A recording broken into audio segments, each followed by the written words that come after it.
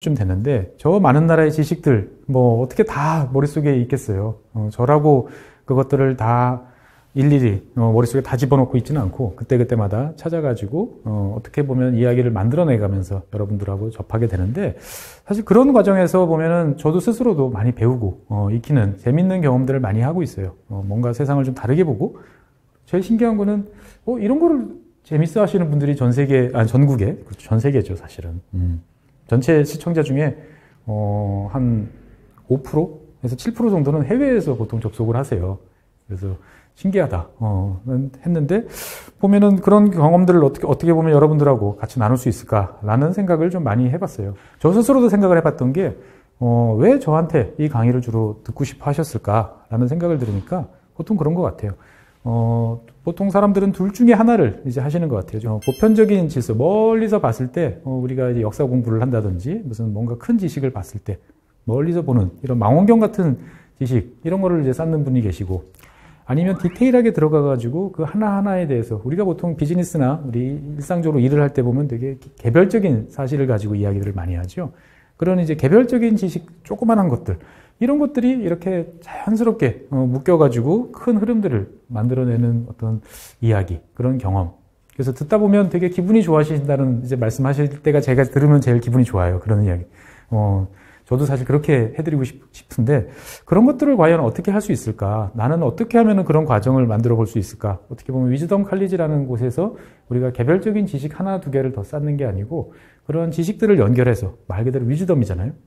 정말 현명해지고 그 하나에 파편화되지 않고 뭔가 남들하고는 좀 차별화된 그러한 관점 그리고 그러한 비전 이런 것들을 좀 가져보고 싶다라는 생각에서 제가 한번 첫 시간에는 어떻게 하면 그런 걸 할 수 있을까?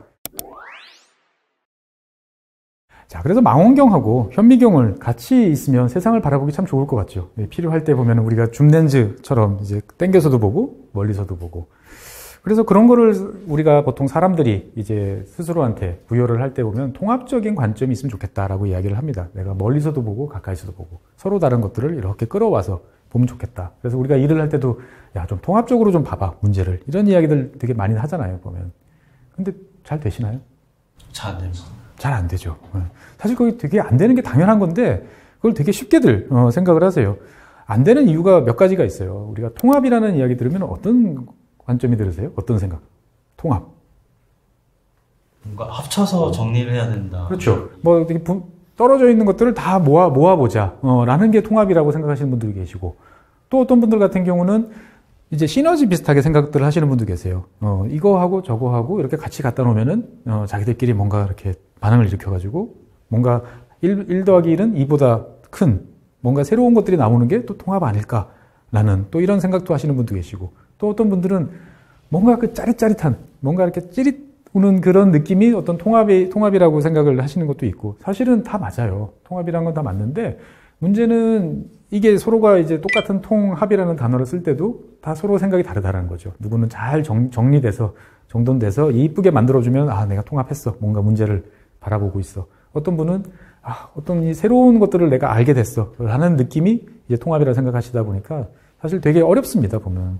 그래서 통합이라는 것들은 몇 년 전에 우리 최재천 교수님께서 이제 통섭이라는 이런 컨셉을 통해 가지고 이제 서로 다른 전공자들끼리 모여서 이야기를 하고 새로운 관점을 만들어내서 그것들을 문제 해결 또는 새로운 관점 이런 거를 해보자라고 이제 말씀을 하셔가지고 되게 강의도 많이 나오시고 그거 관련한 연구도 많았었고 우리 텔레비전 프로그램에서 보면은 어떤 뭐 통섭의 경험 해가지고 되게 많았는데 요즘엔 잘 없어요. 그렇죠? 최근에 물론 코로나 영향도 있긴 한 것 같지만 요즘에 통섭, 통합 이런 이야기들이 잘 없어요. 이게 왜 없냐면은 일단은 첫 번째 어렵고요. 두 번째는 이게 개별적으로 사람들이 모인다고 그래가지고 통합이 잘 안 되더라고요. 통섭이라는 게. 그래서 그게 저도 왜 안 되지? 저런 똑똑한 분들을 모아놓고 이야기를 하면 될 것 같은데 라고 생각을 했는데 제가 생각했던 안 되는 이유는 뭐냐면은 그분들이 어떤 넓은 것들을 바라볼 만큼의 충분한 지식이 본인의 어떤 지식 영역 분야에서는 제가 되게 깊게 파고들었지만 뭔가를 넓게 볼 만큼의 그런 폭은 가지고 있지 않다. 즉 개별적으로 내가 이렇게 깊이 하는 사람, 그 다음에 철도나 교통에 대해서 저보다 훨씬 많이 아실 텐데 거기에 대해서 이렇게 깊게 아시는 요 두 사람이 모인다고 그래가지고 사실은 거기서 새로운 관점이나 이런 것들이 나온다? 잘 나올 수도 있겠지만 쉽지 않다. 즉 개인이 내가 어떻게 보면은 폭넓은 충분한 개별적인 사실들을 많이 알고 있어야 된다. 그래서 저는 항상 비유를 할 때 레고 이야기를 해요.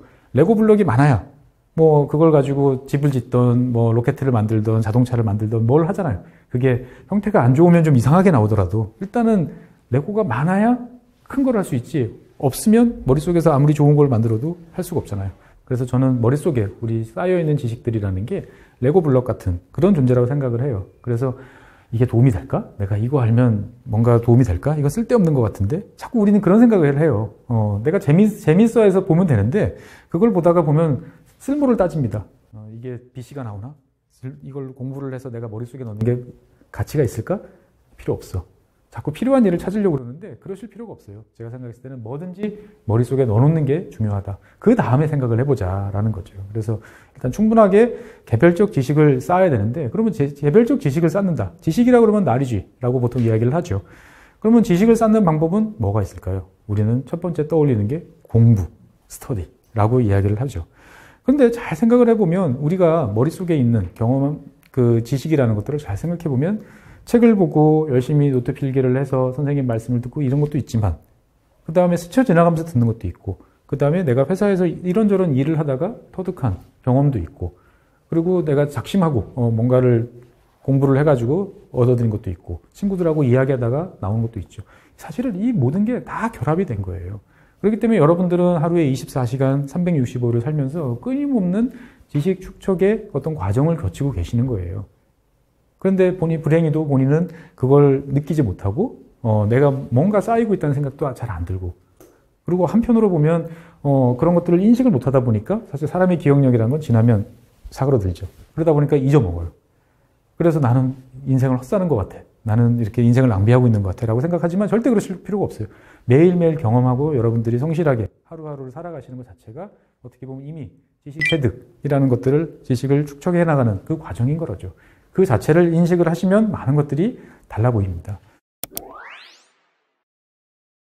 그래서 제가 여러분들한테 부탁드리고 싶은 건 뭐냐면 개별적 지식을 하나씩 쌓아가면 연관이 없어 보이는데 되게 재밌고 스스로가 즐거워서 또 찾아보게 되는 이런 경험들을 자주 하시면 좋겠어요. 그래서 위즈덤 칼리지에 오시는 많은 분들 같은 경우 훌륭한 강의를 계속 들으시겠지만 그런 강의 사실 생각해보면 저 빼고 나머지 분들이 더 좋은 강의를 많이 해주시더라도 그게 다 연관성은 별로 없어 보여요. 근데 이게 머릿속에서 나한테 어떻게 위즈덤이라는 현명함이 생길까라고 생각을 해보면 제가 무조건 머릿속에 집어넣으면 생긴다.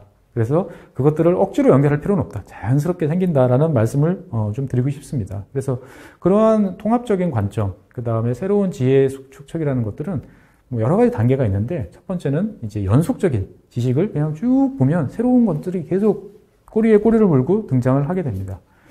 여러분들 이제 해외여행 가실 수 있죠. 어디로 가시겠어요?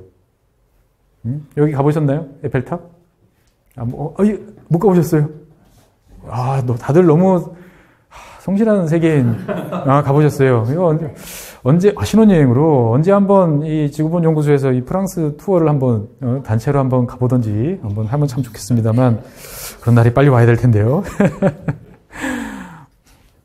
언제 가보셨어요? 신혼여행 12년 전. 12년 전에. 그러면 2010년쯤 네. 이제 가셨군요. 저는 1996년에 갔어요. 96년에 가보고 이제 조만간 다시 올게라고 했는데 이렇게 오랫동안 프랑스 파리하고 거리를 두고 살 줄은 몰랐어요. 엉뚱하게 뭐 독일, 스웨덴 다른 지역들은 다 오히려 다시 가게 됐는데 파리는 못 가봤는데 자, 이 프랑스를 상징하는 에펠탑을 딱 보시면 무슨 생각이 드세요? 에펠탑. 이게 뭐지? 정답은 없어요. 생각나는 대로. 웅장하다. 그렇죠. 예. 정말 세우기 힘들었겠다. 세우기 힘들었겠다. 얼마쯤 걸렸을 것 같아요? 이거 세우는데? 10년? 10년. 그렇죠. 10년쯤 걸렸을 것 같다. 그러니까 보통 보면 에펠탑이라는 게 보면 되게 높은 탑이다. 그 다음에 이제 시간이 오래 걸렸을 것 같다. 웅장하다. 프랑스를 상징한다. 보통 이렇게만 생각을 하시죠. 근데 사실 왜 이름이 에펠탑이죠? 에펠이라는 사람이 지어서 그런 거 아닙니까? 그렇죠. 그거 모르신 분도 계시죠? 그랬어? 에펠이 사람 이름이었어? 라고 이제 말씀하실 것 같아요. 지금 화면에서 보이시는 신체가 후덕하신, 이 수염을 기르신 분이 이제 에펠입니다, 보면은. 이 에펠이라는 분은 요즘으로 말하면은 이제 엔지니어예요. 토목 엔지니어. 그러니까 다리를 놓고, 그런 거를 주로 다리를 놓던, 분이 이런 탑을, 이제 만들게 된 거죠, 보면은. 그러니까, 생각해보면 전혀 연관성이 없잖아요. 에펠탑은 저 되게 예술 작품이고, 되게 멋있고, 아름다운 이제 작품일 것 같은데, 이런 거를 토목 엔지니어가 만든다. 되게 납득이 잘 안 된다. 이렇게 말씀을 하실 것 같아요. 근데 사실 이제 이 개별적인 지식들이 이제 하나씩 쌓이는 게 뭐냐면은, 자, 에펠이라는 사람은 그러면 여기서 꼬리에 꼬리를 질문하는 거죠. 19세기에 왜 갑자기 이 토목 엔지니어라는 직업이 왜 등장했을까? 왜 등장했냐면, 19세기라는 세기는 이제 나폴레옹 전쟁이 끝나고 나서부터 본격적으로 철도의 시대가 이제 시작이 됐던 시기죠. 철도를 놓으려고 그러면 어떻게 되나요? 사람처럼 급한 경사로 올라가거나, 대충 뭐 신발 좀 걷고 이제 계곡에 들어가거나 그럴 수가 없죠. 쫙 뻗은, 어떻게 보면 가장 평평한 길을 만들어야 되는 게 철도죠.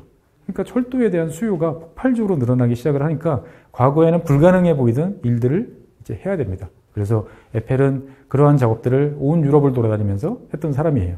그래서 공학자로 바라봐서 에펠이라는 사람을 보면 에펠탑이 떠오르는 게 아니고 그런 다리들이 이제 떠오르는 거죠. 그래서 그런 다리들을 만들 때는 주로 철이라는 새로운 재료들을 많이 이용하는 거죠.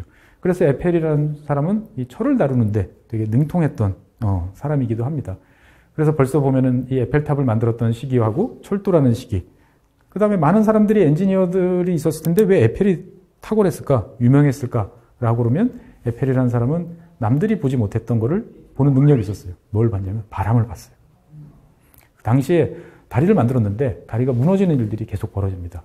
그래서 그 무너지는 다리를 보면서 사람들이 원래 이렇게 만드는 거야 라고 했는데 에펠은 그렇지 않아요. 왜 무너졌을까? 그런 생각을 했는데 남들이 신경 쓰지 않았던 바람이 다리를 무너뜨릴 수 있다는 생각들을 이제 하게 된 거죠. 그러면서 저 다리를 어떻게 빨리 만들 수 있을까?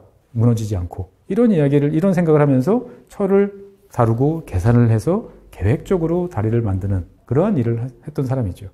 그래서 에펠은 어떻게 보면 이 프랑스를 대표하는 그런 되게 상징적인 엔지니어였어요. 보면. 그래서 에펠은 이런 그 에펠탑을 만드는데 가장 주인공 같은 그런 역할을 자연스럽게 맡게 됐는데 사실 왜 에펠탑을 만들었을까요, 근데? 그게 무슨 만국박람회를 개최해서 맞습니다. 상징물로 그렇죠. 예. 사실 에펠탑 분위기를 보시면 딱 광장이 있잖아요. 광장이 있어요. 그러면 우리가 생각을 해보는 거죠. 우리 박람회장, 엑스포 이런 장인데 입구에 이런 탑이 서 있는 거죠. 그러면 사람들은 이 탑 밑에 아치 밑으로 걸어 들어가면서 우와 하고 이제 들어가는 거죠. 그러면서 이제 이 박람회장에 입장을 하게 되는데 이 박람회라는 것들은 사실은 되게 국가적인 경쟁의 어떤 그런 틀이었어요, 보면은. 그래서 박람회는 어디서 먼저 했냐면 영국이 먼저 했습니다. 예나 지금이나 프랑스랑 영국은 별로 사이가 안 좋죠. 그래서 에펠탑을 보다 보면 자연스럽게 영국과 프랑스의 관계가 이제 등장을 하는 거죠. 훨씬 이 에펠탑을 만드는 만국 박람회 전에 영국이 지금 보이시는 거대한 건물을 순식간에 지어냈습니다. 크리스탈 팰리스라고 하는, 축구 좋아하시는 분들은 프리미어 리그에 지금 크리스탈 팰리스라고 있죠. 아마 여기는 그런 이름이 났을 텐데 저는 크리스탈 팰리스보다는 수정궁이라는 이름이 훨씬 더 익숙한 이제 그런 사람이에요. 이게 왜 대단하냐면 건축적으로 봤을 때 거대한 기둥 없이 큰 건물을 만든 첫 번째 사례예요. 그리고 철과 유리를 통해서 조립식으로 순식간에 엄청난 면적을 만들어냈던 거죠.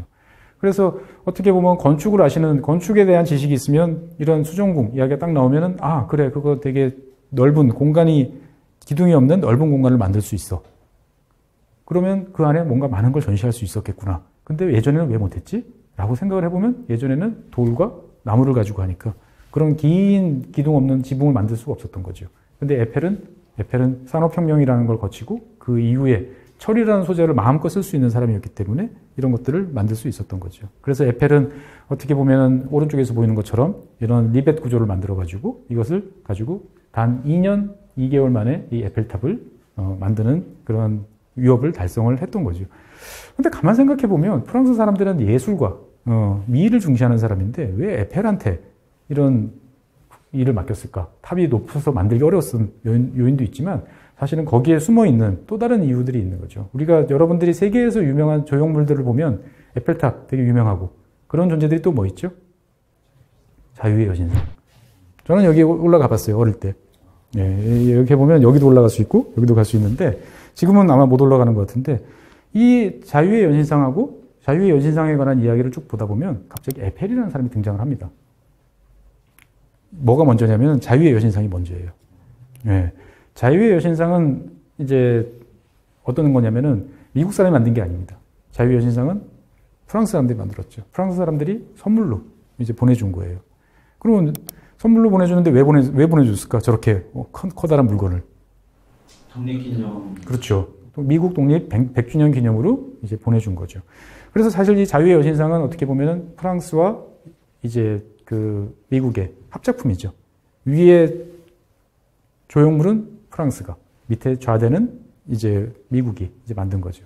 개별적 지식을 알면 여기서 이제 보통 끝나요. 근데 여기서 조금 더 들어가서 보면은, 에펠, 여기랑 왜 에펠이랑 같이 나오지? 라고 그러면, 저 거대한 상을 프랑스에서 만들어서 미국으로 보내줄 때 어떻게 만들까를 사람들이 이제 고민을 하다가 너무 무거우니까 안 되잖아요. 그래서 엔지니어인 에펠한테 가서, 당신은 가볍고 튼튼한 물건을 만드는 데는 재주가 있으니까 우리는 이런 스케치를 가지고 이만한 걸 만들 텐데, 어떻게 만들면 좋을까요? 가벼워야 됩니다. 그리고 한꺼번에 실어갈 수 없으니까 쪼개서 가서 다시 붙여야 됩니다. 방법이 뭘까요? 라고 했더니 오른쪽 위 같이 설계를 해준 거죠. 자, 안에는 저런 식으로 철골로 얼개절개 엮어가지고 전체적인 모양을 잡고 바람에 견딜 수 있는 프레임을 갖두고 밖에는 가벼운 구리판을 구부려가지고 부착을 하면 모양은 모양대로 잡고 이게 가볍게 설 수 있다라는 것들을 한 거죠. 어떻게 보면은 에펠의 그 기술적인 지식이 예술하고 만나면서 이러한 거대한 탑을 만들었던 거죠, 보면은.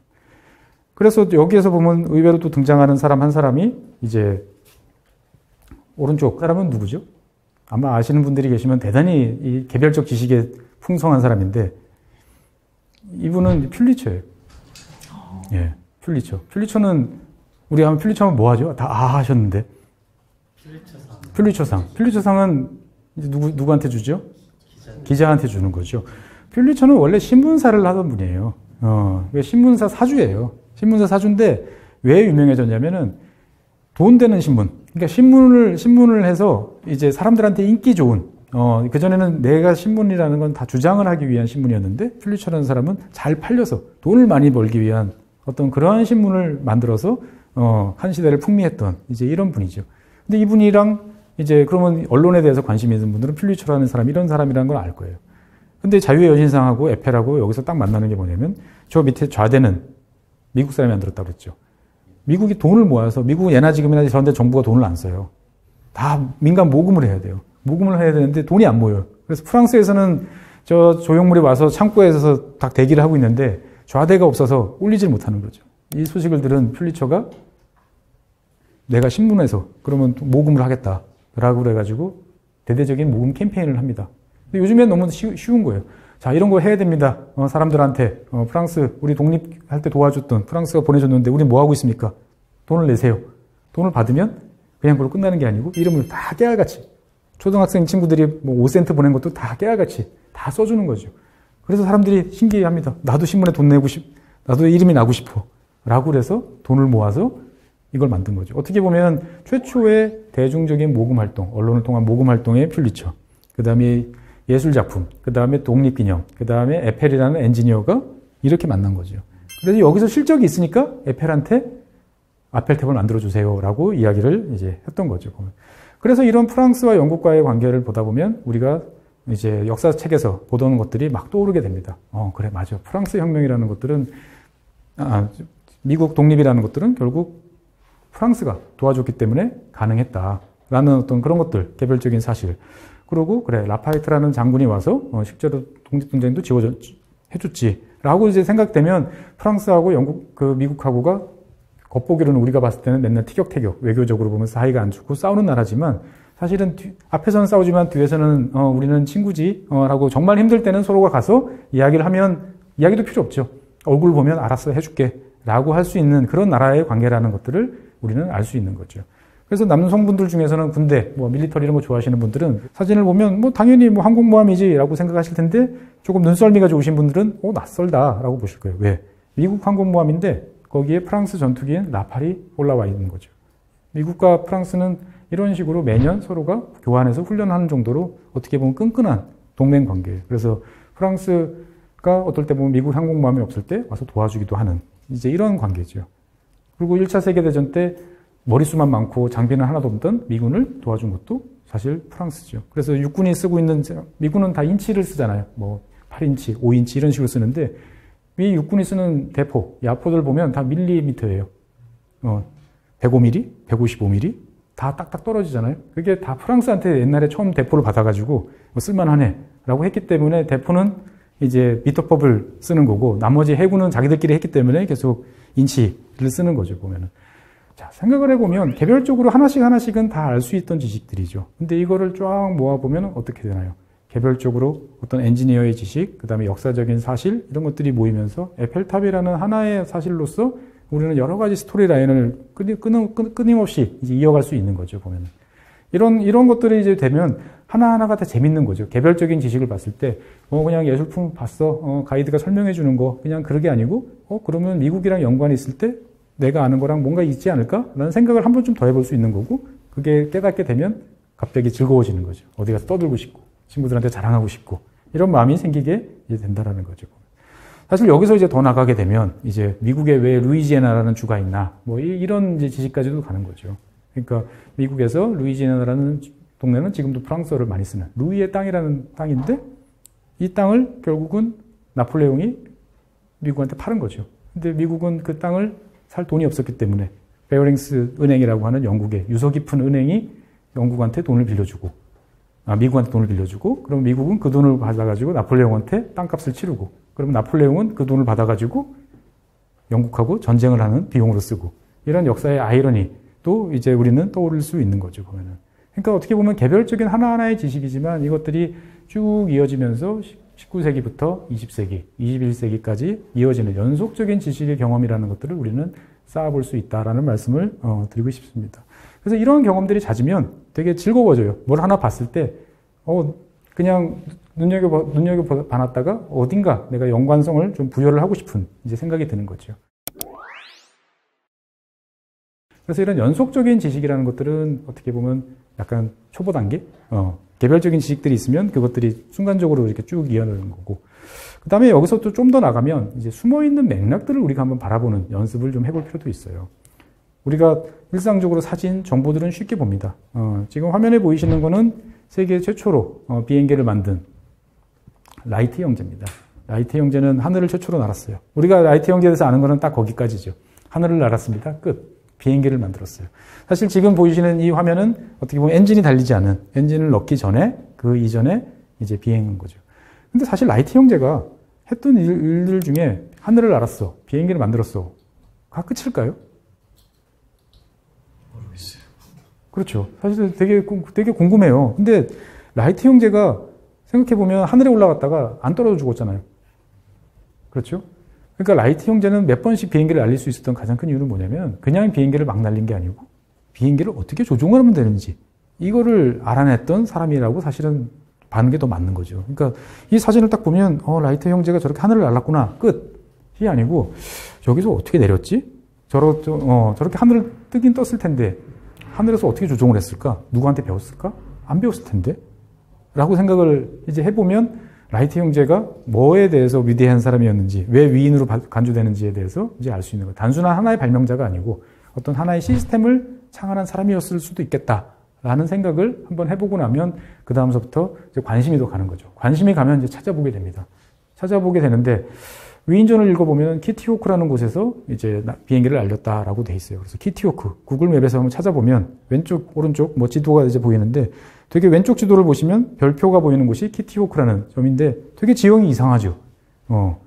되게 지형이 이상해요. 바닷가인데, 이렇게 긴, 미국 동부, 노스캐롤라이나주인데, 미국 동부 해안은 되게 단순해 보이는 지형인데 어떻게 저렇게 복잡한 지형이 있지? 라고 하면 여기서 우리가 미국 동부라는 지형은 저렇게 되게 다양한 지형들이 있고, 모래사장이 되게 발달했다라는 것까지 이제 알 수가 있는 거죠. 그래서 그러면 원래 여기서 궁금증을 하나 더 들리면 그러면 원래 라이트 형제는 이 키티호크라는 바닷가에서 살았나? 라는 생각을 하게 되는데 그렇지 않습니다. 원래 라이트 형제는 살던 곳은 지금 오하이오주에 있는 데이턴이라는 지금 오른쪽 지도에 보면 표시되어 있는 신시내티 위쪽에 있는 데이턴이라는 도시의 사람이에요. 그러면 야 여기서부터 신시내티부터 지금 바닷가까지 가면 1000몇백 킬로로 가야 돼요. 왜 갔을까요? 어떻게 알고? 우리로 따지면 서울에서 내가 뭔가를 하나 날려보고 싶은데 저 전남 고흥에 가면은 끝내주는 백사장이 하나 있어 라고 지식을 알아서 가본 거죠, 보면. 근데 그 당시에 뭐 지금처럼 인터넷 뜬 시절도 아니고 여러 가지 뭘 할 수 있는 상황도 아니었는데 어떻게 알고 갔을까요?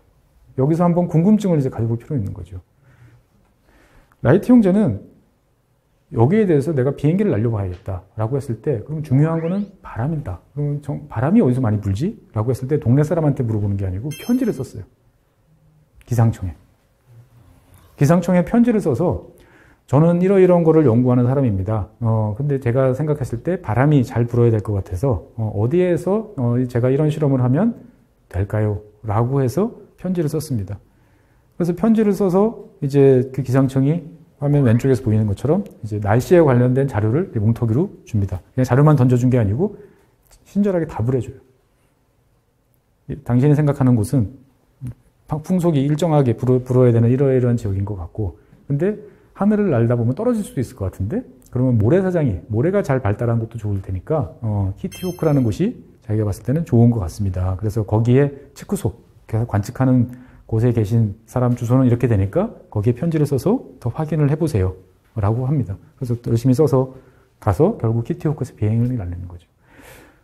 이걸 생각을 해보면 그냥 그런 역사적 사실이 있었구나 라고 생각을 할 수도 있지만 여기서 우리가 생각해야 될 거는 개인이 국가기관에 편지를 쓴다는 생각을 하는 것 자체 그 다음에 그런 국가기관이 개인한테 그런 친절한 답을 해준다는 거. 그러니까 즉 라이트 형제가 이런 활동을 하던 시기에 미국이라는 동네는 되게 평평한 동네고 어떻게 보면 국가기관과 개인이 되게 대등한 관계에서 서로가 예의를 차리면서 같이 일을 하던 그런 어떤 사회였다는 것들을 금방 알 수 있는 거죠. 그래서 우리가 보통 미국 영화 보면 레터를 쓴다 그러잖아요. 뭔가 어려우면 난처한 사람이 써 있으면 의원한테도 레터를 쓰고 신문사에도 레터를 쓰고 대통령한테도 쓰고 누구한테도 쓰면 그게 읽어서 막 되잖아요. 우리는 저게 무슨 차라리 로또를 사지 그게 더 쉽지 이렇게 생각을 하는데 미국 사람들은 그렇게 생각하지 않는 역사적인 전통이 여기서 있는 거죠. 보면. 그래서 이런 것들을 생각을 해보면 그 당시 미국 사회는 어떤 사회였을까라는 생각으로 우리는 한번 생각을 옮겨볼 수 있는 거죠. 그래서 라이트 형제는 아까 말씀드린 것처럼 이제 비행기에서 하늘을 나른 다음에 거기다가 이제 엔진을 이제 실게 됐죠. 그래서 엔진을 만들어야 되는데 라이트 형제는 여기서 이제 주변 동네에 엔진을 만들 수 있냐고 편지를 또 씁니다. 뭐든지 다 편지예요. 편지를 써서 내가 생각하는 건 하늘을 날아야 되는데 그러면 작아야 되고 가벼워야 되고 이 정도 힘이 나야 돼. 편지를 썼는데 다 우리는 그런 거 못 만들어 라고 그래가지고 오른쪽에 있는 것 같은 그런 이제 엔진을 직접 만들었어요. 천재죠. 손재주가 되게 좋은. 원래 자전거 팔아서 비행기를 연구하던 사람이니까. 그래서 라이트 형제는 천재구나. 손재주가 좋은 사람이구나. 이렇게 생각하고 끝날 수도 있지만 여기서 보면 한 가지 궁금증을 더 가질 수 있는 거죠. 그럼 라이트 형제는 도대체 엔진을 만드는 회사가 어디 있는지를 어떻게 알고 편지를 썼을까? 라는 뭘 알아야 그 주소도 알고 또 당신이 그런 일을 한다는 걸 알아야 내가 썼을 거 아니에요. 즉 그 말은 라이트 형제가 비행기를 만들 때쯤이면 벌써 엔진이라는 내연기관에 관한 부품을 만들고 그것들을 제작하는 회사들에 대한 생태계라고 하는 것들이 이미 알려져 있다라는 거, 형성돼 있다라는 거죠. 그래서 그게 신문이든 뭐 전단지든 어떻든 간에 라이트 형제는 그러한 것들을 접수해서 받아들일 수 있을 만큼의 그런 네트워크 가운데 존재를 하고 있었다는 거죠. 사실 여기서 보면 어떻게 보면 세상이 약간 불공평하다는 생각도 드는 게 라이트 형제가 이런 거를 쉽게 만들 수 있었던 이유는 뭐냐면은 이 데이턴이라고 하는 동네가 이제 훌륭한 기업의 본고장이기도 해요. 나중에 알고 저도 되게 결국은 동네를 잘 만나야 돼라고 생각을 했던 게 뭐냐면 데이턴이라는 동네는 우리가 아는 IBM, 컴퓨터 회사가 데이턴에서 시작을 했던 동네예요. 그래서 찾아보니까 이 데이턴이라는 동네는 우리로 따지면 어딜까요? 대덕연구단지? 아니면 판교? 뭐 그 당시에 19세기, 뭐 20세기 초반에 이제 그런 동네예요. 그래서 많은 사람들이 특허를 내고 발명을 하고 그래서 화면에 보이시는 것처럼 저런 이제 기계식 계산기죠. 우리 어디 고풍스러운 가면은 있는데 가면은 이제 현금 출납기계처럼 만들어 띡띡띡 버튼 누르면 계산기 찍혀 나오는 이런 거를 기계로 만드는 기계식 계산기를 만들고 이것들을 만들어서 판매하던 동네가 데이트리나 동네. 그래서 당시에 미국에서 1인당 특허 출원 건수가 가장 많은 동네더라고요. 어릴 때부터 그런 걸 보니까 만드는 것도 익숙하고 내가 모르면 주변에서 물어볼 수도 있고 즉 여기서 느끼는 거는 뭐냐. 아, 발명이라는 거는 혼자 똑똑한 사람이 조용히 앉아가지고 하는 게 아니다. 그런 알게 모르게 주변에 여러 영향을 받는구나. 그래서 결국은 이렇게 생각해보면 우리 아이도 학원 좋은 데로 보내야 되나? 이런 생각을 하게 됩니다만 어떻든 간에 우리는 라이트 형제의 사진 한 장이라는 걸 보면서 여러 가지를 유출을 하고 거기서 이제 상상의 나래를 이제 펼쳐나갈 수 있는 거죠. 그래서 이런 작업들은 어떻게 보면은 당신 최준영이니까 하는 거 아니야?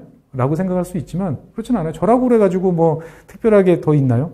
궁금하면 찾아보고 한번 더 읽어보는. 근데 아까 말씀드렸던 그러한 당시 미국 사회, 그 다음에 데이튼이라는 동네 이런 것들 같은 경우는 하다 보니까 저도 모르게 알게 되는 이제 이러한 지식이고 그런 걸 보면 우리가 생각했던 미국과는 다른 옛날의 미국이란 모습을 이제 보게 된다라는 거죠. 그래서 사실 그 이후에 너무 많은 것들이 또 갑자기 이제 궁금해지기 시작을 하는 거죠. 그래서 라이트 형제 같은 경우는 비행기를 띄운 다음에 돈을 벌기 위해서 프랑스로 갑니다. 그래서 당시에는 최고선 프랑스에 가서 비행기를 보여주고 돈을 벌고 이제 판매도 하고 근데 바로 이어가지고 온 유럽에 비행기 경주 대회가 이제 벌어지는 거예요. 예. 그래서 다들 경주를 좋아해요. 이 유럽 사람들은. 근데 미국 사람들도 경주 좋아하잖아요. 그래서 이 경주에서 유명한 사람이 누구냐면 여러분들이 다 아는 포드. 미국에서 컨베어 벨트로 유명한 그 포드. 근데 포드가 무슨 돈이 있어서 자동차를 만들었겠어요? 처음에 자기가 집에서 뚱땅 그려서 차를 만들면, 엔진을 만들고 차를 만들면 그 차를 몰고 아래에 보이는 것처럼 자동차 경주 대회에 직접 차를 몰고 나갔습니다. 그래서 거기서 우승 상금을 따서 차를 계속 또 만든 거죠. 그래서 이런 것들을 생각을 해보면 요즘에 보이는 이제 그 모터 스포츠라고 하는 미국과 유럽의 어떤 저런 모터 스포츠가 꽤나 뿌리가 깊겠구나라는 생각도 이제 해볼 수 있는 거죠. 그래서 실제로 이러한 개별적인 사실들을 이제 하나씩 보다 보면 역사들도 이제 보이게 되는 면들이 있는 거죠. 근데 약간의 호기심은 필요해요. 제가 미네소타에 갔을 때 미네소타의 이런 미네소타 그 미식 축구팀이 미네소타 바이킹스예요. 근데 왜 바이킹이지?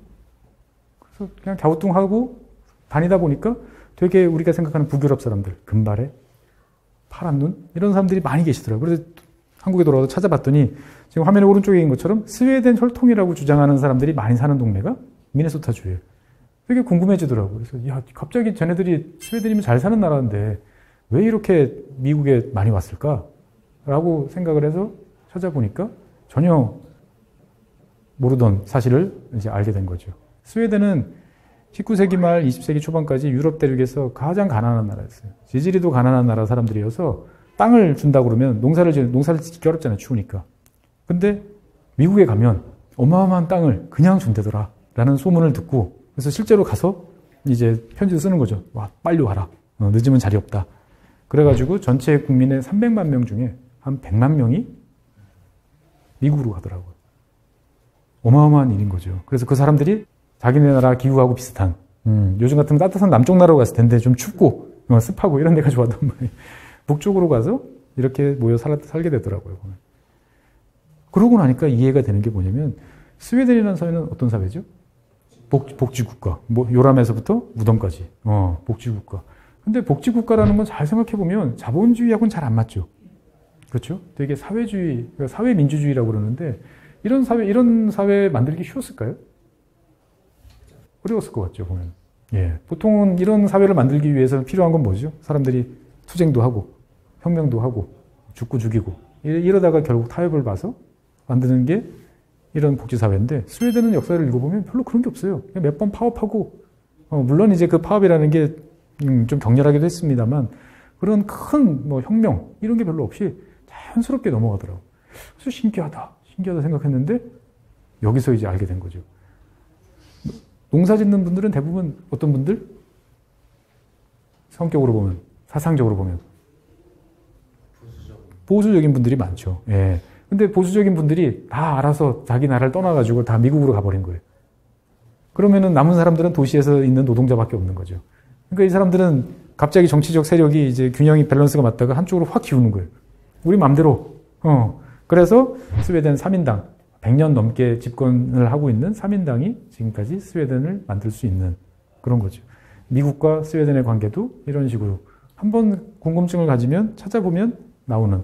그렇다고 이건 저만 아는 건 아니고 찾아보면 다 나와요. 나오는데 여기에 따른 궁금증을 한 번쯤은 더 가져보면 좋겠다라는 말씀을 드리는 거죠. 보면은. 어떻게 들어보시니까 저 정도는 나도 할 수 있을 것 같아. 이런 생각 드세요? 안 드세요? 호기심이 많이 필요하죠. 호기심이 많이 필요하죠. 예. 근데 호기심이 있으세요? 특정 분야는 어떤 분야는 있으신 거예요? 저 같은 경우는 역사, 신화 이런 것들을 호기심. 예. 재밌어서. 그래서 유희를 할 수 있는 거니까. 그렇죠. 그런 거는 그냥 예. 신경 쓸 게 없고 신경 쓰고 재미로. 그거 역사 공부 많이 하신다고 그래가지고 하시는 일에 큰 도움이 된다. 전혀 상관없죠, 보면은. 그래서 호기심이 있으신 거예요. 호기심이 있으세요? 전 많은 편. 많은 편이세요. 어떤 쪽에 주로 관심이세요? 한창 AI에 관심 많다가 예. 요즘엔 뇌과학에 관심. 뇌과학에 관심 많다가. 저보다. 연결이 되더라고요. 그렇죠. 네, AI랑 뇌과학이 같이 연결돼 있더라고요. 예. 공부를 하다 보니까. 맞습니다. 사람 뇌를 흉내내려고 네. 시작을 한 거니까 보면은. 다 여기 계신 분들은 특별한 분이신가? 호기심이 좀 많으신가? 나는 호기심이 많다. 많다. 다른 분들은 좀 있다. 예. 다 위즈덤의 이제 칼리지에 입학하실 자격이 이제 충분하십니다. 근데 사실 호기심이라는 것들은 어떻게 보면 대한민국에서는 되게 귀한 자원이에요.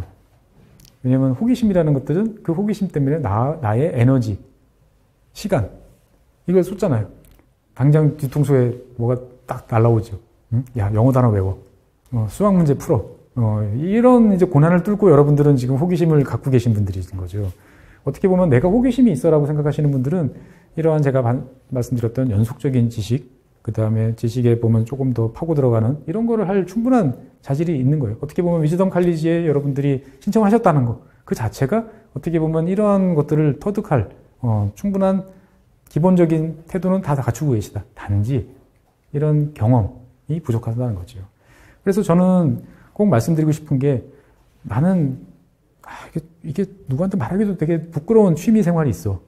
아니면 난 이건 내가 되게 좋아하지만 이건 어디 가서 내가 뭐 좋아한다고 말하기도 되게 좀 그래. 라고 하는 관심이 있거나 좋아하는 분야들이 있어요. 근데 그런 것들을 우리는 자꾸 이제 무시를 이제 하게 됩니다. 그래서 제가 항상 말씀드리는 거는 작고 잡다한 지식이라도 그것들을 절대 무시하지 마라. 나는 그건 되게 긍정적이고 내가 삶을 살아가는데 좋은 거다. 왜? 새로운 것을 알고 싶다라는 것들은 내가 지금 아는 것부터 내가 알고 싶어 하는 것까지 그 갭을 알고 뭔가 하나하나 벽돌을 쌓아나가는 이제 그런 과정이라는 거죠, 보면은. 근데 그거를 우리는 되게 힘든 과정이라고 생각하는데 절대 그렇지 않아요. 학교 공부가 아니라는 거죠. 여러분들이 쌓아야 될 것들은. 개별적인 지식들 하나하나를 쌓아가면서 그것들이 어떤 식으로 내가 알고 있는 거와 연관이 되나를 터득을 하면, 그래서 의식적으로 생각을 해보시면 좀 빨라요. 근데 그게 아니면 그냥 계속 쌓으세요. 조금씩. 그냥 머릿속에 집어넣으면 어느 순간 자기들끼리 갑자기 발효를 해서 된장도 되고 고추장도 되는, 치즈도 만드는 이런 경험을 이제 해보실 수가 있는데, 좀 현실적인 이야기로 한번 넘어와 보죠. 반포 레미안 아이파크 입주자 모집 공고.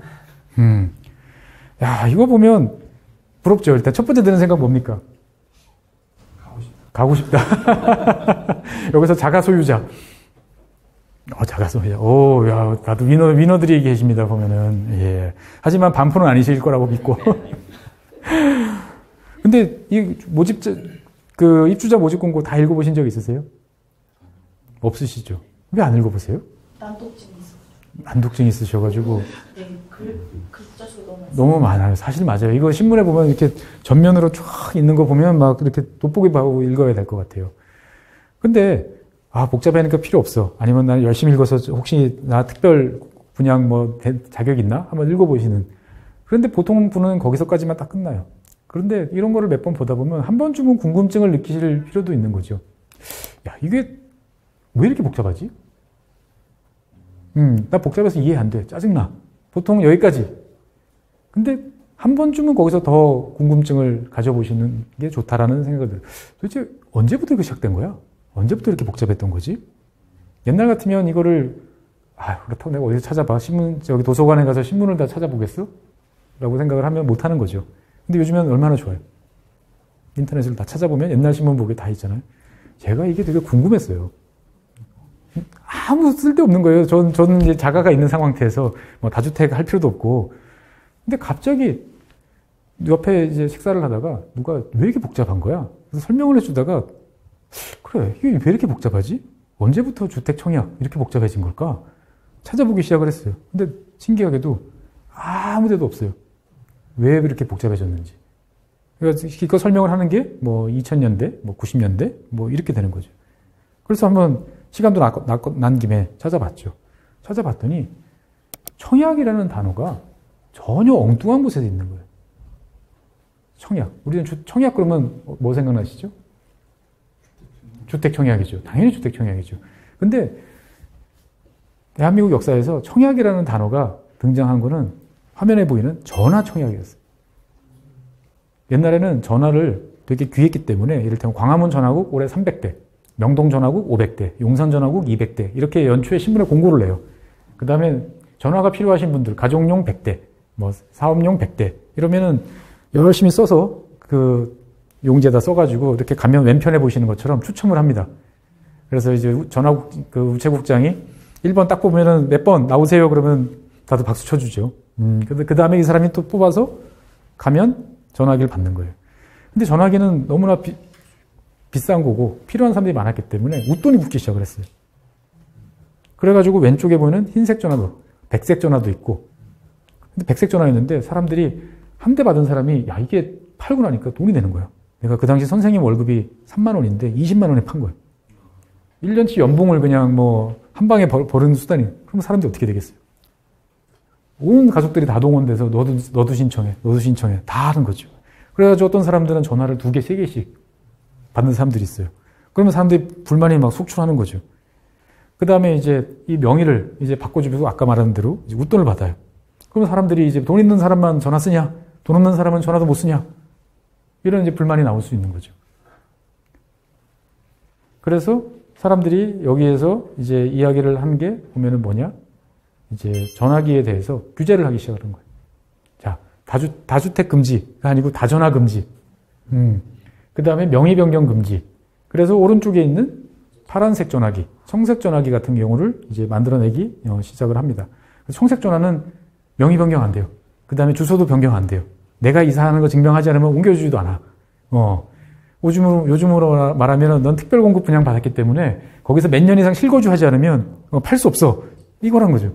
그래서 이런 전화 제도가 점점 복잡해지다가 어느 날 갑자기 이 70년대 아파트의 사람들이 똑같이 이제 열광하기 시작하니까 전화 제도가 그대로 주택으로 간 거예요. 그 당시 사람들은 청약 제도가 그냥 전화 청약이 그대로 부동산 아파트로 왔구나 라고 생각을 하면서 편하게 봤던 거죠.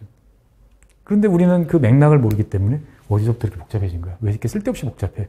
나오기 생각하는데 거슬러 올라가면 의외로 간단한 그리고 우리가 알지 못했던 새로운 면들이 이제 보여지는 거죠. 그래서 과거에 어떻게 했는지에 대해서도 한번 좀 들여다볼 필요가 있다. 그래서 저는 여러분들이 현재 사회가 궁금하다. 그러면 옛날 신문들을 한번 좀 보시라라는 말씀드리고 옛날 신문에서도 특히 광고면을 보면 되게 재밌기도 하고 새로운 인사이트를 많이 얻을 수 있는 좋은 보고예요. 화면에 보이시는 것 같은 경우는 잠실에 지금 그 남쪽에 있는 몇 안 되는 이제 남아있는 재건축 끝판왕. 어디죠? 압구정 말고, 음마 말고, 조금 더 동쪽에. 잠실 5단지. 잠실 5단지 분양 광고예요. 당시 한국주택공사가 대한주택공사죠. 대한주택공사가 신문에 전면 광고는 아니고 밑에 하단에 큰 광고를 낸 거예요. 근데 이걸 쫙 보고 있으면 몇 가지 느낄 수 있는 거죠. 예나 지금이나 사람들이 원하는 건 똑같다. 자, 오른쪽에 보면 뭐 있죠? 3,930세대. 대단지라는 걸 강조해요. 요즘에도 대단지 좋아하잖아요. 70년대 분양을 했는데 그 당시에도 대단지를 좋아했던 거고. 그 다음에 이제 그 좌측 왼편 위에 보면은, 뭐 선도형 시범 아파트 뭐 해가지고 용적률이 건폐율이 낮아. 건폐율 10%. 이 당시부터 사람들이 좋아했구나. 그 다음에 용적률이 낮아. 138%딱 명기를 해주는 거죠. 그러니까 어떻게 보면 시대가 벌써 한 50년이 지났지만 예나 지금이나 사람들이 좋아하는 거는 그때나 지금이나 되게 비슷하다라는 것들을 알 수 있는 거죠. 그리고 이 신문에 깨알같이 이제 우측에 보면은 그런 게 있어요. 한국과학기술연구소에서 컴퓨터로 동호수 결정. 야, 이 당시도 컴퓨터를 썼구나. 라는 걸 할 수도 있고, 야, 그 당시에도 컴퓨터가 있었어? 다른 한편으로 보면, 야, 그런 컴퓨터를 쓸 만큼 사람들은 그 당시 공정에 목이 매달랐구나. 누구는 좋은 동호수 받아가고, 아닌 사람은 이상한 1층 받아가고, 아마 이러지 않았을까? 라고 생각을 해볼 수도 있는 거죠. 즉, 과거에서 배운다라는 것들은 어디 거창한 의미를 생각할 게 아니고, 저런 옛날 거에서도 얼마든지 우리가 인사이트를 얻을 수 있는 거죠. 그래서 제가 말씀드리고 싶은 거는 통합적 지식이라는 거를 어떻게 만들어내는 과정을 샘플로 몇 가지를 말씀드렸는데, 제 경험상 그런 것 같아요. 이거는 다 우연찮은 경험이에요. 우연히 만나서 길 모퉁이에서 누군가를 딱 마주쳐서 부딪히는 것처럼 우연히 만나는 거죠. 제가 저 주공신문 찾아보겠다고 길을 쓰고 봤을까요? 전혀 아니에요. 그 당시 뭔가 다른 기사를 찾아보려다가 밑에 갑자기 큰 전면 광고가 봐서 이건 뭐지? 라고 해서 봤더니 저 주택, 그래서 꼼꼼히 보다 보니까 여러 가지 이제 생각들이 많이 들고, 사실 적어도 되게 칼럼도 하나 쓰고 했었던 거죠. 그래서 우연찮게 만나는 거예요. 그래서 내가 우연히 만났는데, 이건 걸기적거리는 거야 라고 절대 치우지 않으셨으면 좋겠어요. 두 번째로는 어디로 뻗어나갈지 알 수 없는 거예요. 제가 아까 부동산 청약 이야기 했잖아요. 이런 전화기를 만날 거라고 생각하고 시작을 안 했거든요. 근데 가다 보니까 전화기를 만난 거예요. 그러고 나면 이제 전화기에 대해서 사실은 더 찾아봤죠. 옛날 전화기는 어떻게 분양한 거야? 뭐 했어? 그러고 나니까 거기서 알게 된 거는 뭐냐면, 전화기를 둘러싼 이 갈등. 우리 아파트 갈등과 비슷해요. 그래서 그걸 극복하기 위해서 공급을 확대하기 위한 국가적인 노력. 그래서 결국 그게 공급 확대를 통해서 이제 전화기 문제가 해결이 된. 그러니까 어떻게 보면은 그 과정에서 한국 IT 기업의 발전이라고 하는 전전자 교환기. 이게 여기서 나왔구나. 이런 깨달음도 이제 알게 되는 거죠. 내가 알았으니까 여기서 그만해야 돼. 라고 할 수도 있지만 그냥 궁금하면 계속 찾아보는 거죠. 그러다 보면 어디까지 갈 수 없지만 거기선가는 뭔가 더 찾아볼 수 있는. 저라고 해서 다 특별한 룰이 있는 건 아니죠. 그냥 찾아보고 옛날 기사 더 찾아봤을. 그래서 근데 왜 그렇게 찾아볼까요? 왜? 궁금해서. 그게 정답이죠. 방송에 써먹으려고? 절대 아닙니다. 그냥 궁금한 거예요. 그래서 옆에는 일이 막 쌓여 있는 거죠. 메일로 막 빨리 주세요 막 하는데, 저거 빨리 찾아봐야 되는데 막 궁금해지는 거죠. 그런 궁금함이 어느 정도 본인한테 좀 있을 필요가 있는 거죠. 그래서 찾다가 보면 저라고 100% 그런 게 재밌겠어요. 하다 보면 재미없을 때도 있어요. 그러면 이제 옆으로 치워 놓는 거죠. 안 하고 버려지는 거죠. 근데 그게 어디선가는 또 만나요. 그래서 순간적으로 그러다가 이거 같아 싶으면 막 들어가서 몰입을 하다가 거기서부터 이제 팽창을 해나가는 그런 분들이죠. 그래서 여러분들한테 제가 부탁드리고 싶은 거, 이 강의를 듣는 많은 분들한테 부탁드리고 싶은 거는 이런 접점을 찾아내는 것들을 좀 해봤으면 좋겠다라는 말씀을 좀 드리고 싶어요. 근데 이 접점 어떻게 찾아야 될까요? 어려우세요, 보면? 접점. 이런 경험은 혹시 갖고 계신가요? 평소에 그렇게 생각은 하진 않고 생각은 하고 무의식적으로 지나가다가 어느 순간에 호기심이 생겨서 거기에 관해서 이제 계속 찾아는 보는 거죠. 그런 식으로 저 같은 경우는 이제 그런 식으로 그렇죠. 사실 그게 제일 좋은 거죠. 보면은. 그래서 업무를 하시다가 혹시 그 관련되는 호기심이 있어서 옆으로 많이 가본 경험이 있으신가요? 간간히 있으시죠. 아니 제가 이렇게 여쭤본 이유는 제가 철도나 기차에 대해서 알게 된 게 딱 그런 거였거든요. 누가 저한테 물어본 거 한마디. 야, 거기 철도 노선 놓여? 모르겠는데? 알아봐줘. 그래서 알아서 했더니, 야, 기차가 또 이렇게 또 복잡한 재밌는 게 있구나. 라고 하는 정말 우연찮은 접점을 가지고 푹 왔다는 거죠. 그래서 그런 식으로 하나씩 들어와서 망이 만들어지기 시작하면 머릿속에 그물이 점점 촘촘해져요. 촘촘해지면 누가 새로운 사실을 이렇게 갖다 부으면 대부분 사람들은 다 빠져나갈 때 내 머릿속에는 뭔가 얻어 걸려서 그게 동동 떠다니는 놈들이 이제 생기는 거죠. 그러면 이제 그걸 주워서 적당한 데다가 집어넣으면 된다라는 거죠. 그래서 제가 여러분들한테 꼭 말씀드리고 싶은 거는 이 자리에서 앞으로 이제 7, 8시간 더 이제 강의를 해야 되지만 아는 것보다 모르는 게 많은 게 당연한 거예요. 그렇죠? 그래서 그래서 제가 질문 드리거나 이럴 때, 모르겠는데요. 이게 아니고, 전 모르겠어요. 라고 해맑게, 말씀해 주시면, 되겠습니다. 보면.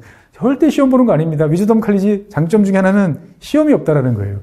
시험이 없기 때문에, 공부를 안 하면 안 되지만, 시험 보는 게 아니기 때문에 편안한 마음으로, 지식을 즐기시면 좋겠고요.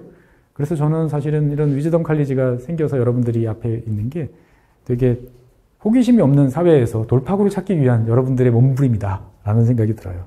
그래서 정답이 없을 수도 있다라는 생각도 꼭 하셨으면 좋겠어요. 저라고 다 알겠습니까? 저라고 다 100% 아는 것만 이야기하겠어요? 말하다 보면 모르는 것도 이야기하는 거고, 하다 보면 여러분들하고 가는 거죠. 그래서 어떻든 간에 위즈덤 칼리지, 그리고 저와 함께 이제 들으시는 분들은 나도 알고 싶다라는 기본 욕구가 있으시니까 저와 함께 이렇게 머쓱한 표정을 지으시지만 그렇다고 해서 좌절하지 말고 같이 따라가셨으면 좋겠습니다. 자, 그래서 이제 좀 본격적으로 이제 몸도 좀 풀고 했으니까 이야기를 좀 더 해보면 여러분들께서 제가 꼭 당부 싶은 이 강좌를 들을 때 절대 하지 말아야 될 거 하나가 바로 공부입니다. 공부 잘하셨어요? 좀 잘하셨습니까? 사실 공부를 잘한다는 게 뭘까요? 대한민국에서. 대한민국은 시험을 잘 봐야 공부 잘한다고. 시험을 잘 봐야 공부를 잘한다. 어느 정도 잘 봐야 이게. 저희 1등주의 아닙니까? 1등주의. 다 1등 하면은 이제 2등도 안 알아주는 더러운 이 세상이라고 이야기는 하지만 사실 맞죠. 그래서 공부라는 것들을 되게 우리는 스트레스를 받아야 해요. 그래서 위즈덤 칼리지 오신 분들은 이 공부에 대해서 강박이나 스트레스를 좀 안 받으셨으면 좋겠다라는 말씀을 꼭 먼저 드리고 싶습니다. 질문해도 돼요? 예, 얼마든지. 아까 그 공부에서 한자를 봤더니 예. 공부에 대한 정의를 한 번도 생각해 본 적은 없는데 예. 저게 혹시 빌공자의 아비구인가요? 그렇죠. 그러니까 사람들이 열심히 개념이 아닌 거죠. 뭔가 일을 열심히 그냥 계속 반복적으로 해가지고 잘할 수 있도록 그냥 하는 거예요, 보면은. 예. 이게 갑자기 뭐 이렇게 망치질을 내가 한다. 그러면 이 일인 거잖아요. 만드는 거를 열심히 하는, 그런 활동인 거죠, 보면은. 그래서 그거 자체로 해서 숙련이 되는 어떤 그런 것들을 공부라고 하는 거지, 몸을 움직여서 하는 거지, 우리가 생각하는, 그러니까 어떻게 보면은 우리는 이런 것들을 강박으로 이제 받다 보니까 실제로 대한민국에서의 공부라는 거는 어떻죠? 재미가 없어요. 그래서 이 책이 사실 이거 나가면 좀 혼날 것 같기도 한데. 자, 내가 이를테면, 아이들을 좀 잘 가르치고 싶어. 그러면은, 혹시나 그런 분들 계실까요? 그래서 교육학 개론을 내가 사서 보겠어. 없죠. 내가 삼국지를 읽고 나니까 재밌어. 그래서 동양사, 요건 좀 있을 것 같아요. 내가 동양사를 좀 잘 알고 싶어. 그래서 동양사 개론. 이런 거 사서 읽어보시는 분 계실까요? 지구본 연구소를 봅니다. 감사합니다. 사실 저는 대학교 들어왔을 때 중국사를 되게 좀 알고 싶다. 이렇게 파편적인 거 말고. 그래서 서점에 가서 중국사 이렇게 쭉 찾아보니까 이렇게 한자로 중국사 써 있는 책이 있는 거예요. 그래서 딱 봤더니 딱 이런 책인 거죠. 한 5페이지 읽고 접어놨는데, 왜 이렇게 공부가 재미없을까요? 시험을 봐야 하니까. 맞습니다, 보면은. 사실 아시아 국가는 다 그런 것 같아요. 다 시험. 근데 제가 북유럽에 봤을 때 우리 세계에서 공부 제일 잘하는 나라 어디죠? 핀란드 잘하죠. 그래서 핀란드에 수많은 한국 사람들이 갔어요. 정말 많은 사람들이 가셨어요. 그래서 핀란드 지금은 아마 없어졌을 텐데 핀란드 수학 문제집 뭐 이런 것도 이제 나와 있었어요. 예, 그래서 저도 이제 애들 이제 있는 입장에서 이걸 하면 애들한테 좀 좋을까? 그래서 되게 창의적인 게 많겠지. 그러고 가서 딱 열어봤더니 웬걸. 우리 옛날식 80년대 90년대식 그 초등학교 수학 문제예요. 단순 계산 반복, 두 자리 숫자 곱하기 두 자리, 세 자리 숫자 곱하기 두 자리, 뺄셈, 복합 계산. 이게 뭐지? 근데 얘네들은 어떻게 이걸 즐겁게 하지? 라고 생각을 했는데 거기는 그걸 가지고 사람을 평가해서는 못한다고 혼을 안 내더라고. 그러니까 시험은 꼭 봐요. 그런 나라도. 근데 시험을 왜 보냐라고 물어보면 그걸 왜 물어보지? 라는 이제 궁금증한 거예요. 그 나라 사람들은 시험을 왜 볼까요? 아는지 모르는지 알고. 그렇죠. 선생님 입장에서 봤을 때는 내가 똑바로 가르쳤나를 알아보려면 애들이 머릿속에 있는 걸 열어볼 방법이 없잖아요. 그러니까 시험을 보는 거고 그걸 통해 가지고 우리 애들이 잘 이해를 못했으면 왜 이해를 못했는지 얘가 문제가 있는지, 내가 문제가 있는지를 서로 깨닫고 연습을 하는 그런 과정을 생각하는 거죠. 근데 우리는 시험, 너는 못했어, 넌 잘했어 라고 하는 그런 과정을 이제 계속 겪는 게 이제 어려움인 거죠. 그러다 보니까 대한민국에서는 지금 화면에 보이시는 것처럼 이런 식의 공부를 많이 하는 것 같아요. 내가 좋아서 공부해 보신 적 있으세요? 많지 않은 것 같아요. 예, 특히나 입사시험 이후에. 아마 대한민국 사람들이 마지막 시험 보는 게 입사시험 내지 자격증 시험 정도일 것 같아요, 보면은. 그 이후에 내가 뭔가를 열심히 내가 혼자 해보신 적 있으신가요? 없죠. 예. 그러니까 우리는 뭔가를 내가 순간 호기심을 느꼈다가 열심히 해봐야 돼. 그러면 공부해야지. 라고 생각하면 갑자기 그 순간부터 머리가 하얘집니다. 그걸 왜 내가 내 발로 스스로 사서 고생을 하지? 라고 생각하는 거죠. 공부라는 말만 들으면 트라우마가 막 있어요. PTSD가 막 이제 떠오르는 거죠, 보면은. 왜 그러냐? 다 알아야 될 것 같아서 그래요.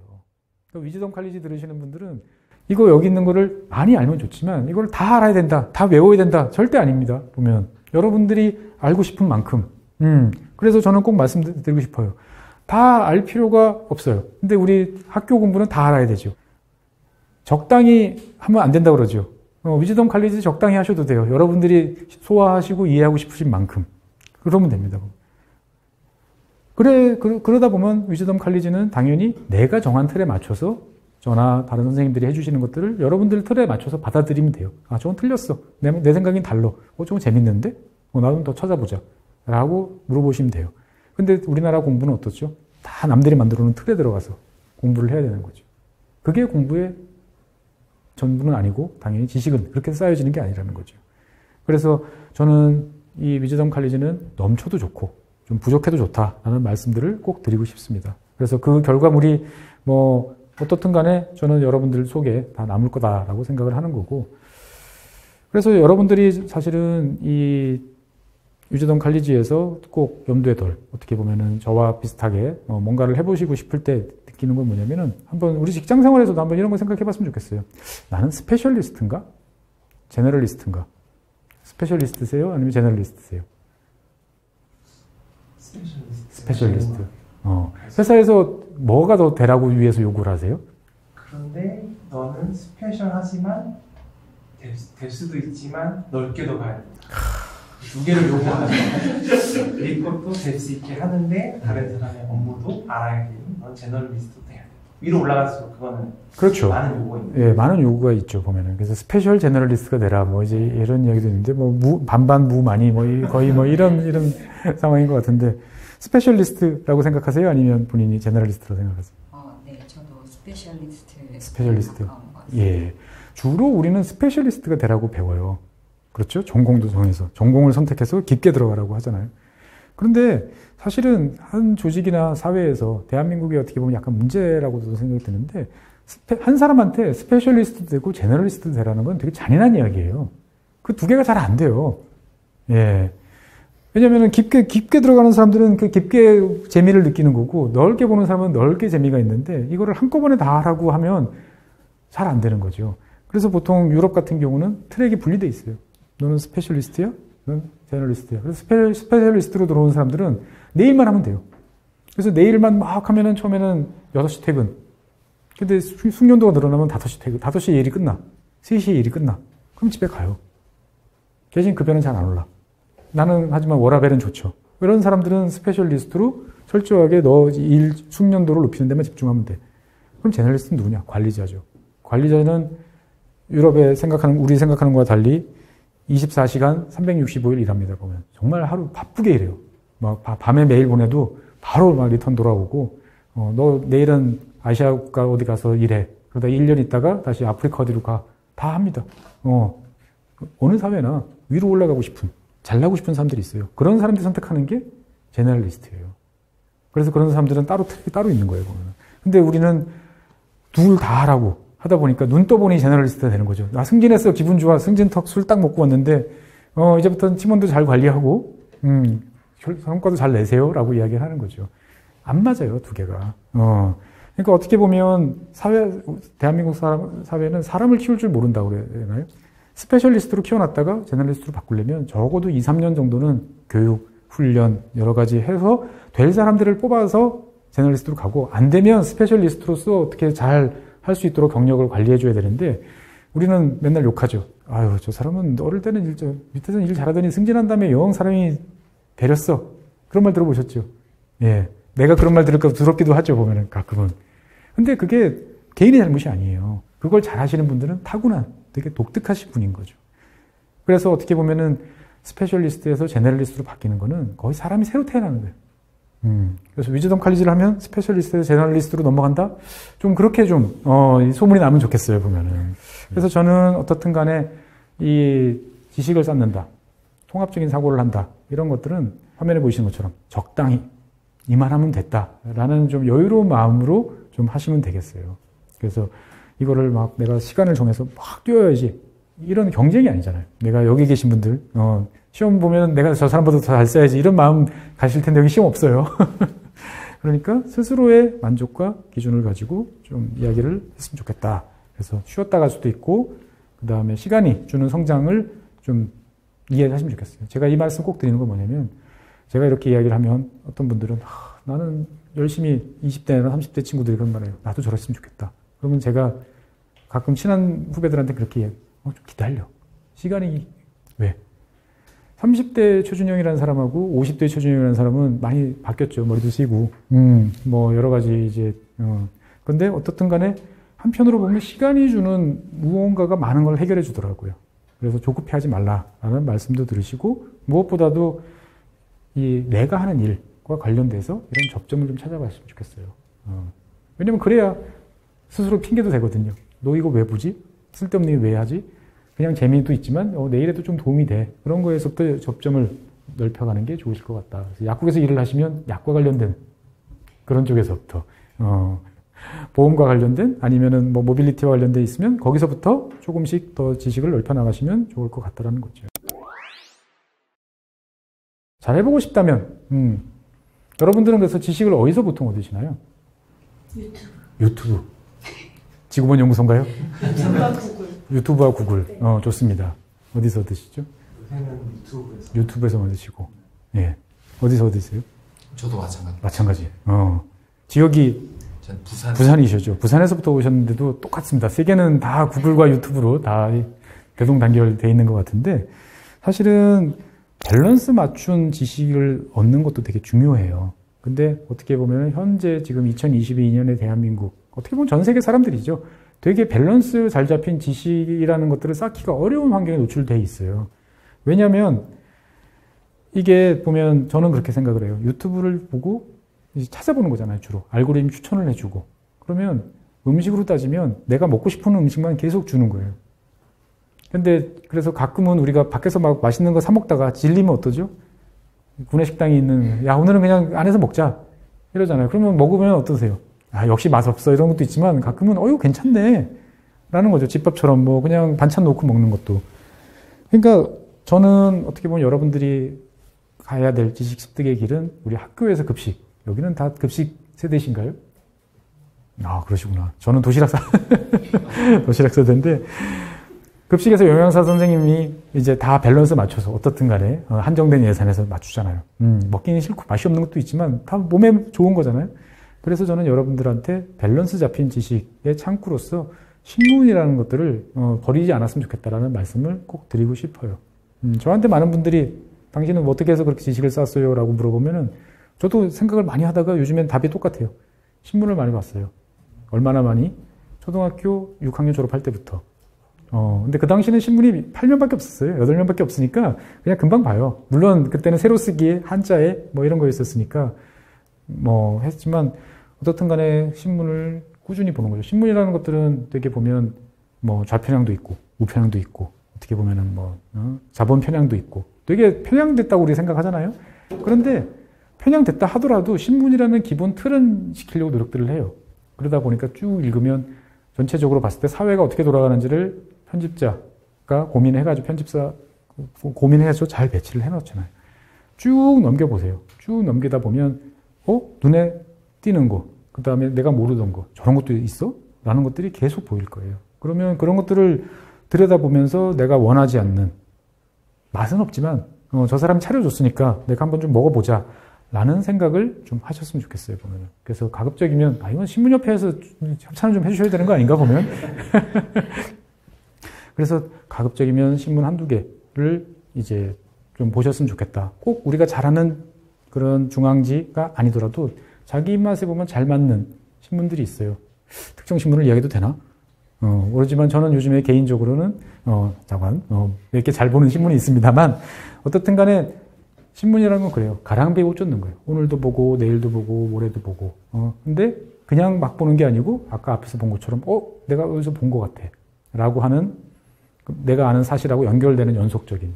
사진 한 장을 봐도, 이게 왜 그러지? 라고 하는 약간의 문제의식. 이런 것들을 가지고 보면 절대 배신하지 않는 지식 축적의 수단. 빠르면 빠를수록 좋다. 라는 말씀을 드리고 싶고요. 그 다음에 구글, 아까 다 말씀하셨죠. 네이버는 안 찾아보세요? 다음 찾아봐. 네이버는 주로 맛집 찾아보실 때? 펜션 찾아보실 때? 국내 거 관련해서는 이제 찾아보시죠. 주로 이제 구글을 많이 이제 선택을 하시죠, 보면. 근데 저는 그렇게 생각을 해요. 찾을 때는 어떻게 찾아야 된다? 필요하죠. 적극적으로 찾아야 돼요. 내가 원하는 게 나올 때까지 한번 적극적으로 이제 찾아보는 게 되게 중요하고, 그 다음에 두 번째로는 제가 옛날 사람이라서 아마 이런 데 좀 집착을 하는 것 같은데, 요즘에는 궁금하면은 그냥 문장으로 치면 다 나오죠. 어디서 제일 맛있는 집, 또 세계에서 제일 높은 산, 이렇게 치면 나오잖아요. 저희 때는 이렇게 찾으면 자연어를 인식을 못했어요. 그래서 뭔가 키워드를 줘야 되는. 그래서 막 맨날 고민을 하는 거예요. 지금도 쓸데없이 저 고민해요. 이거 찾아보려면 키워드를 뭘로 줘야 되지? 근데 그거가 되게 도움이 돼요. 왜냐면 내가 질문하고 싶은 거, 내가 궁금한 거의 핵심이 뭘까? 한 단어로 정리를 해보자. 그래서 그 키워드를 중심으로 찾아가 보면 의외로 얻어 걸리는 것들이 많더라고요. 그래서 그냥 적당히 찾아보지 말고 찾아보겠다 생각하면 내가 원하는 게 나올 때까지 찾아보고, 그러다가 엉뚱한 데 꽂힐 수 있어요. 그래서 그러면 이제 엉뚱한 데로 가는 것도 두려워하지 말라라고 말씀을 드리고요. 그래서 영어 단어에 보면 완더도 있고 원더도 있고, 사실은 뭐 발음으로 보면 똑같지만 철자만 WANDER이냐 WONDER이냐 차지만, 저는 둘 다 여러분들의 지식을 쌓는 데는 핵심이다라고 생각을 해요. 왜? 원더는 궁금해하잖아요. 궁금하려면 헤매야 돼요. 헤매는 거를 우리는 두려워하지 맙시다 라는 말씀을 드리고 싶고요. 이런 거 꼭 물어보시는 분 계세요. 저한테 왜 안 물어보시지? 자료 정리 하세요? 하는데 예. 매년 순서가 바뀌어요. 체계가 바뀌고. 매년 하시네요, 보면. 매년 이게 뭔가 바뀌는 것 같아요. 작년에 이렇게 하면 진짜 체계적이라고 생각을 했는데 예. 1년 동안 해놓은 거 보면 엉망진창인 거예요. 또 뭔가 다시 체계를 잡고 이게 잘 안 되는 거예요. 잘 안 되시는 거. 정리를 어떻게 잘 하시는 편이세요? 이런 자료 정리 찾아보시면 체계적으로. 하는 편인데 예. 해놓으면 어디서 찾아야 되는지 헤맬 때가 좀 있어요. 정리는 했는데 못 찾는다. 네. 저는 그렇게 보통 이런 질문 받으면 그래요. 그냥 개인이 할 수 있는 만큼만 하면 되지. 이거를 막 좋은 정리법. 뭐 일본 분들이 쓴 책 보면 그런 게 많아요. 막 좋은 메모 정리, 뭐 이제 아이디어 관리. 근데 저도 해봤는데 아무 소용이 없어요. 저는 그래서 아무것도 정리 안 해요. 근데 내가 필요한 만큼만 하면 될 것 같아요. 그래서 절대로 자료 정리에 대한 스트레스는 받지 마시라. 내가 필요한 만큼 하고 하다가 싫으면 그냥 집어넣으면 되는 거지. 자료 정리를 한다고 해서 없던 게 머릿속에 더 들어오는 것도 아니고, 내가 쓰기 편할 때만 이제 하면 된다라고 하는 거고, 그래서 자연스럽게 습득하고 체화하는 게 좀 필요하다라고 생각이 들어요. 그래서 저는 이 사진에 보는 콩나물 사진 보이시죠? 보면은 다 옛날에 콩나물 저렇게 키웠습니다. 콩나물 물 버서 이렇게 부으면 다 빠져요. 쭉 빠져요. 근데 콩나물은 무럭무럭 크죠. 다시 그 물 붓는 거죠. 우리는 머릿속에 집어넣어서 몇 번 보시면 기억나요? 계속 부시는 거죠. 예. 새로운 용어 보시면은 금방 그 철자나 아니면은 그 영어 정의가 계속 기억이 절대 안 되시는 거죠. 시간이 지날수록 더 잘 되시나요? 아니면 시간이 지나고 이제 반복하면은 예. 자연스럽게 처음엔 굉장히 어려워요. 굉장히 어렵죠. 저는 정말 나이가 한 40대 중반쯤 됐을 때 좌절할 뻔했어요. 예전에 한 3번 보면 알았는데 이제 몇 번을 봐도 모르겠는 거예요, 보면은. 예. 근데 누가 저한테 그런 얘기를 하더라고요. 제가 고민을 했더니 다 저런 거야. 부어놓고 너가 궁금하면 또 찾아보잖아. 그럼 또 만나면 또 되는 거지. 그거를 무슨 시험 공부해? 라고 하는 걸 제가 듣고 되게 깨달음을 많이 얻었어요. 그래서 우리가 가야 될 길은 억지로 우겨넣는 게 아니고 자연스럽게 콩나물에 물 주듯이 물은 계속 줘야죠. 안 그러면 죽으니까. 지식이나 경험이나 이런 걸 통해서 통합적인 사고를 갖도록 해야 된다. 그러면서 아까 제가 말씀 듣다가 신기한 게 여기 계신 분들도 조금 연차가 있으신가? 그런 생각이 들었어요. 왜냐면 요즘 대학생들은 폴더, 디렉토리 모르더라고요. 저도 아들한테 물어보면 그런 거 있다고는 하는데 저 안 만들어요. 그래서 그럼 어떻게 해야? 그랬더니 그냥 서치 엔진 쓰면 되죠. 내가 만들어 놓은 것도 내가 알아서 내 클라우드에서 서치 엔진을 찾아가지고 쓰는 게 요즘 세대더라고요. 그 다음에 이제 저와 같이 수업을 들으실 때, 그리고 앞으로도 여러분들이 지도에 좀 익숙해지면 좋겠어요. 사회과부도 학교 다니실 때 열심히 보신 분. 야, 역시 지구본연구소는 다르다. 지구본연구소에서 많은 분들이 지금 사회과부도는 꽂아놓고 다 없어요. 저희 애들도 이제 얼마 전에 사회시험 본다고 그래가지고 야, 사회과부도 좀 갖고 와봐. 어디 놔뒀는지 못 찾아요. 제가 왜 지도 이야기를 자꾸 하느냐. 그러면 지구본연구소에 도움이 되는 것도 있지만 다른 한편으로 보면 이 지도라는 것은 3차원의 공간을 2차원으로 옮겨놓은 거예요. 그 안에 한 장의 지도에 정보를 요약하려고 엄청나게 노력을 많이 한 거죠. 우리는 그거를 보고 순간 또 캐치를 해내는 거죠. 그래서 저는 보고서 쓸 때 지도처럼 써봐라 라는 표현을 쓰는데 잘 못 알아먹어요. 그러니까 한 장에 사람한테 많은 정보를 주잖아요. 그래서 그 사람이 윗사람이 결정을 내릴 때 필요한 만큼 뽑아 쓸 수 있도록 선택권도 있고 여러 가지 정보들을 많이 주잖아요. 그렇게 만들면 사랑받는 직원이 될 텐데 라는 생각이 드는데 어떻든 간에 지도라는 것들은 우리가 바꿀 수 없는 물리적 조건, 사람이 만든 역사적 조건 이런 것들이 같이 결합이 돼 있잖아요. 그래서 우리가 인포그래픽 이런 거 많이 하라고 그래서 회사에서 보고서 쓸 때도 뭔가 막 그래프도 집어넣고 막 하라고 그러는데 대한민국은 잘 안 돼요. 왜냐면 대한민국은 압도적으로 글자 문화가 강한 곳이라 가지고 이런 게 잘 발달하지가 않았어요. 근데 잘하는 나라 어디죠? 미국, 영국, 프랑스, 이런 나라, 독일 잘 못하는 것 같아요. 차이가 뭔가 봤더니 다 제국을 한 번씩 운영해봤던 사람들이 미지의 대륙을 찾아가지고 그걸 기록에 남기고 거기에 있는 것들을 상대방한테 전달하려고 그러니까 한 장에 정리하는 그런 경험이 있어야 되는데 우리는 아직 그런 게 좀 없는 것 같고 그래서 저는 일상에서 봤을 때 가급적이면 내비게이션도 안 쓰셨으면 좋겠다 이야기를 가끔은 해요. 처음은 가는데 꼭 찾아갈 때는 필요하지만 꼭 그렇지 않으면 끄고 다니시는 것도 좋다. 왜? 주변 지형 지물이라는 것들이 되게 많은 가르침을 주거든요. 새로운 생각도 하게 되고 판단하게 되고 그래서 제가 대학 다니던 90년대 같은 경우는 삼성 에버랜드에 이제 아마 대표님이셨던 것 같은데 그분은 직원들한테 항상 출장 갈 때 갔던 길하고 오는 길을 다르게 가라. 이왕 시간 쓰는 거를 뭔가 새로운 거로 좀 봐야 되지 않겠냐? 근데 그 당시에는 다 지도책 보고 들고 다녔으니까 표지판 봐야 되고 막 하니까 당연히 그게 많은데 지금은 다 내비 찍어서 가장 빠른 길 이렇게 가다 보니까 내가 어디 와 있는지 몰라요. 지식을 쌓는다는 거는 내가 어디 와 있고 내가 지금 어디로 가는지를 알아야 되는데 그런 연습 자체가 일상에서 되지 않는 것 같아요. 그래서 우리는 어떻게 보면 바쁘게 움직이지만 내비게이션이 시키는 대로만 열심히 하다 보니까 운전만 해라는 상황이 되는 거죠. 그래서 저는 좀 내비게이션 같은 경우는 가급적 필요할 때만 쓰면 좋겠고 그 다음에 구글 열심히 쓰실 때 이왕이면 구글 어스도 한 번씩은 많이 잘 썼으면 좋겠다라는 말씀을 꼭 드리고 싶습니다. 그리고 이제 마지막입니다.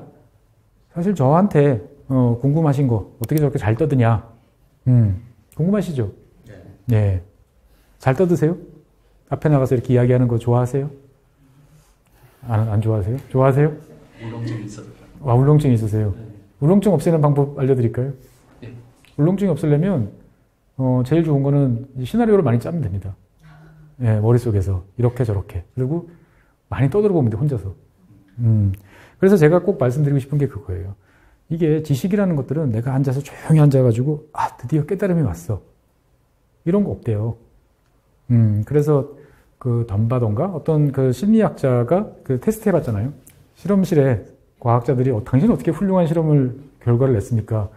그래서 막 3D 이야기해 주는데 정말인가 싶어가지고 막상 카메라를 막 설치해놓고 그거를 해봤더니 이 뭐 현미경을 보다가 막 알았어 이거는 거의 없다라는 거예요. 컴퓨터 앞에 앉아 있다가 데이터가 정말 나왔어 알았어 이거 없다라는 거예요. 주로 어디냐? 커피 테이블. 실험실 옆에 있는 그 노닥거리는 그런 곳. 거기서 떠들다가 아이디어가 번뜩 해가지고 찾아보면서 거기서부터 시작되는 경우가 많다는 거죠. 그래서 저는 여러분들이 머릿속에 지식을 쌓고 통합적인 거를 하려고 그러면 자꾸 떠들어 보시라는 말씀드려요. 많이 쓰고, 많이 떠들어 보면 좋겠다. 그래서 쓰라고 그러면 또 정리를 하세요. 또 이쁘게 노트 필기 막 해가지고 이렇게 화살표 이렇게 긋고 형광펜 긋고 하는데 절대 그런 거예요. 아까 뭐라고 했죠? 온갖 파편화된 지식들이 있어요. 그 파편화된 지식들을 내 머릿속에서 내 나름대로의 스토리로 한번 정리를 해보는 거예요. 내가 좋아하는 스타일. 근데 하다 보면 빈틈이 보이면 찾아볼 수도 있고 시간이 없으면 닫아놓고 넘어갈 수도 있는 거죠. 근데 쓰고 이야기하다 보면 빈틈이 보여요. 내가 들었을 땐 재밌었을 것 같은데 내가 써보니까 재미가 없네? 아니면 야, 여기서 이렇게 넘어가면은 중간에 뭐가 빠지잖아. 이런 걸 알면 그때 찾아보는 거죠. 그래서 여러분들이 어떻게 보면 스스로 재밌고 남들한테 재밌는 사람이 되고 싶다면 이야기를 잘하는 사람이 돼야 돼요. 근데 이야기를 잘한다는 거는 다 스토리예요. 기승전결, 막 사랑과 배반, 뭐 이런 거 있는 것처럼 스토리를 여러분들이 자꾸 만들어봐서 설명을 하려고 노력을 해봐야 되는 거죠. 누구한테 설명을 해? 내 말 누가 들어줘? 생각하시죠? 그러면 보통 제일 만만한 상대는 배우자. 들어봐. 막 이렇게 할 수도 있지만 개인한테도, 스스로한테도 좋은 거고 그래서 만약에 말로 하기 민망하다. 그러면 요즘에 얼마나 많은 SNS가 있습니까? SNS는 인생의 낭비라고 훌륭한 모 감독님께서 말씀하셨지만 저는 그렇게 생각하지 않아요. SNS야말로 어떻게 보면 많은 사람과 교류할 수 있는 사실 제가 이 자리에 서 있는 것 같은 경우도 페이스북 덕택과 유튜브죠. 저는 정말 페이스북을 큰 덕을 봤어요. 보면. 전혀 인연이 없고 전혀 상관이 없을 법한 사람들하고 교류를 하기 시작한 게 저는 페이스북이었어요.